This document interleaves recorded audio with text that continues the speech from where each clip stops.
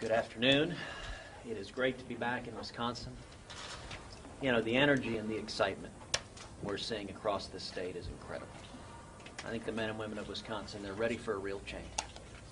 They're frustrated with 7 years of the disaster that is the Obama-Clinton economy, of seeing jobs going overseas to China, to Mexico, seeing wages stagnating, seeing young people with their futures in doubt. People are ready for a change.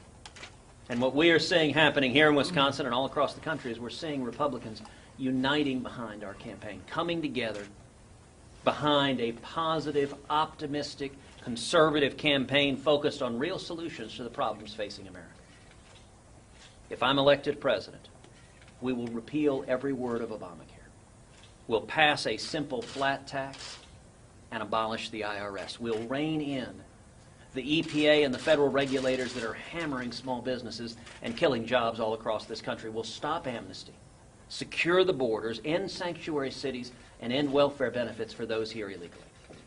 And the effect of all of that is that we are going to see millions upon millions of high-paying jobs coming back to America, coming back from overseas. We're going to see wages finally rising again for working Americans. We're going to see manufacturing jobs coming back to Wisconsin. And we're going to see young people coming out of school with 2, 3, 4, 5 job opportunities. That's what this election is about, bringing back growth and opportunity for the next generation. And it is why so many men and women in Wisconsin and across the country are unifying behind our campaign. Why North Central Wisconsin? Why are you here? This is a grassroots campaign. It is driven by the people. I think anyone who wants to be elected president owes it to the voters to stand in front of them, to answer questions, to look them in the eyes, and to ask for their support. This is a job interview. We are campaigning. We're doing a bus tour all across the state of Wisconsin. We are answering the hard questions, and we are building support one voter at a time. The strength of our campaign has always been the grassroots. And I would note one of the things that the men and women of Wisconsin deserve is a debate between the top 2 candidates. Now, Donald Trump has already skipped one debate, the Fox News debate. He said he was scared of doing that. Tomorrow, CNN has a town hall scheduled. It actually right now has 2 town halls back to back. Donald Trump and me, each of us have an hour. It's at the exact same location. The TV cameras are there, the moderators are there, the audience is there. And so I invite Donald, rather than do 2 separate town halls, let's combine it and do a 2-hour one-on-one debate. Now, in all likelihood, Donald is going to turn me down. Why? Because he's scared of actually answering questions about substance. Because while he's very good at yelling and attacking and insulting, he does not have meaningful solutions to the problems facing this country. The people of Wisconsin deserve a debate between the candidates. And anyone who wants to be president, who wants to earn the votes of the men and women in this state, owes it to the voters to be here on the ground to answer their questions and ask for their support. That's what I'm doing, and I could not be more encouraged by the energy and enthusiasm and support we're seeing. Senator, you're with Fiorina today. Can we see you with Governor? Can we expect to see you with Governor Walker tomorrow morning? Well, I am a big, big fan of Scott Walker's. He is a terrific governor. He is a strong conservative. And he has led this state ably and very, very effectively. Look, of course, I would welcome Scott Walker's support. Anyone would. Scott Walker's support, I think, would be tremendously important. I'll tell you, when Scott Walker led a fight against the union bosses of the public employee unions, when millions of men and women of Wisconsin rallied behind Governor Walker, it inspired people all over the country. It inspired millions. It inspired me. It showed that we, the people standing together, can beat the special interest, can beat the corruption in politics that's bankrupting our kids and grandkids. What we need in Washington is more of that same courageous fight for principle that Scott Walker demonstrated here in Wisconsin. And it is that spirit, that fight is at the heart of what our campaign is all about. Senator, you often talk about, well, we talked this morning about Nathan Deal vetoing the bill down there. But in North Carolina, we haven't talked about the legislation that was taking away the authority from local governments from passing ordinances that would allow for workplace or housing discrimination for LGBT people. Why not give local authorities that ability to pass that sort of legislation? Well, listen, I haven't examined that particular piece of legislation in North Carolina that you're talking about, so let me not comment on legislation I haven't seen. What I will say is that religious liberty is a fundamental commitment of our country. It is the first liberty protected in the First Amendment of the Bill of Rights. And it wasn't too long ago that defending religious liberty was a bipartisan commitment, that it brought together Republicans and Democrats, that maybe we disagreed on marginal tax rates, but when it came to protecting the rights of all Americans to live according to our faith, to live according to our conscience, that Republicans and Democrats were united. Unfortunately, the modern Democratic Party has gotten so extreme, so radical, that they have decided there is no place for religious liberty when it conflicts with their partisan political interests. That's why right now the Obama administration is litigating against the Little Sisters of the Poor, a Catholic charity of nuns who cares for the poor and the elderly. What kind of world are we in now when the federal government is litigating against nuns? That doesn't make any sense. It's why I pledged on the first day as president that I will instruct every agency in the federal government that the persecution of religious liberty ends today, because it's a fundamental commitment and who we are. And one of the things that means is the case against the Little Sisters of the Poor will be dismissed. But aren't So you you were influencing raised greater- by a strong Please lock woman. down more definitively this National Enquirer piece by telling us on the record that you've never been unfaithful to your wife. If I may. No, I'm sorry, I asked the senator that question. Well, This is I'm great. gonna comment, okay? Do you have firsthand knowledge of his marriage? I'm gonna comment. This is an example of the media playing to Donald Trump's tune. Donald Trump is a serial philanderer by his own admission. And in a week when we have had a terrorist attack in Brussels, a shooting on Capitol Hill, the President of the United States in the baseball stands with Raul Castro and insisting that he be photographed in front of a portrait of Che Guevara with the two Castro brothers, we are talking about a scurrilous, ridiculous piece of the National Enquirer.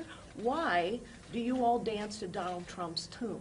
Let's talk about the issues, please. Well, that's Do you think fine this too, but highlights Senator, Mr. I'm Fiorina? sorry, this Last is a very question. serious question about your character. Will you Last just, question. if the answer is yes, I've always been faithful, but you just say so, Sir, please. I recognize that you love going into the gutter with No, these kind. Sir, the National Enquirer's already gone into the gutter. sir, I'm going to answer your question. does Stop your interrupting. public- and your- so Stop, does your stop, stop publication. interrupting. Thank you.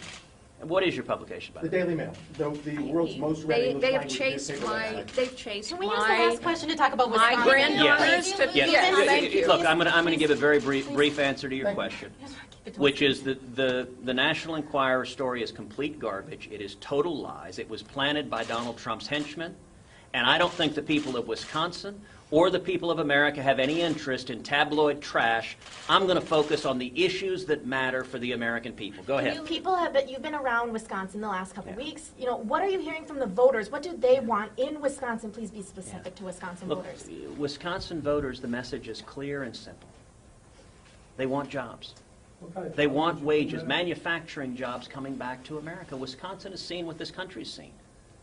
The manufacturing jobs, the blue-collar jobs that for decades formed the backbone of the American middle class, the kind of jobs that you could work and provide for your family with dignity and live an American middle class life, those jobs have been going away, and they've been going away under the disaster that is the Obama-Clinton economic agenda. When you hammer small businesses with crushing regulations, and Obamacare is the single biggest job killer in America, when you unleash the EPA, regulators that are destroying jobs and driving manufacturing jobs overseas, when you allow 12 million people to come to this country illegally, to drive down wages, when you put in place the most crushing tax system, the effect of all of that is manufacturing jobs move to other places where they can manufacture more profitably, whether it is China, whether it is Mexico. This is the result of the failures of government policies. And the way to fix it is to turn those failures around. When we repeal Obamacare, when we rein in the EPA and the federal regulators, and when we pass my simple flat tax, we're going to see millions of jobs coming back to America, but we're also going to be talking about corporate inversions. Right now we talk about corporate inversions when American companies move their headquarters overseas, take jobs outside of America. In a few years, it's going to be other countries talking about corporate inversions. Why are our companies moving to America? Because America will have the most welcoming environment for small businesses, for job creation, for productivity, for entrepreneurs in the world, and the effect of that will be that we'll see wages going up for everyone. That's what the people of Wisconsin want to see, is they want to see that their kids will have a brighter future than they did. That has been the American promise from the very first days of our country, and that has always been true until right now. Today is the first time that a majority of Americans have said their kids will have a worse future than they did. It's time for that to change. That's what the men and women of Wisconsin want. And I'll tell you what they also want. A strong commander-in-chief. They're tired of a politically correct president who refuses even to say the words radical Islamic terrorism, who refuses to do what is needed to keep this country safe, and who instead acts as an apologist for radical Islamic terrorists, who goes to baseball games with the Castros and defends Raul Castro, agrees with a communist dictator when he attacks America. How about having a president who defends the United States of America instead of siding with our enemies? How about having a president who doesn't send billions of dollars to the Castros to use to undermine American interest? How about having a president that doesn't send $100 billion to the Ayatollah Khamenei to be used to carry out acts of terror against Americans and to develop nuclear weapons? I think the people of Wisconsin are fed up with a commander-in-chief who refuses to do their job. And as president, my number one obligation, my number one responsibility will be to keep this country safe, to defeat radical Islamic terrorism, to utterly destroy ISIS. These are serious times, and we need a commander-in-chief who is clear-eyed and level-headed and prepared to use overwhelming air power and arming the Kurds and removing the rules of engagement that are tying the hands of our soldiers to utterly and completely destroy ISIS. That's what the men and women of Wisconsin want to see, is a real leader who's focused on protecting America instead of lecturing America, instead of attacking Americans, instead of siding with our enemies against the people of this great nation. Ms. Fiorina, one more. Ms. Fiorina, you occupy a position. Ms. Fiorina?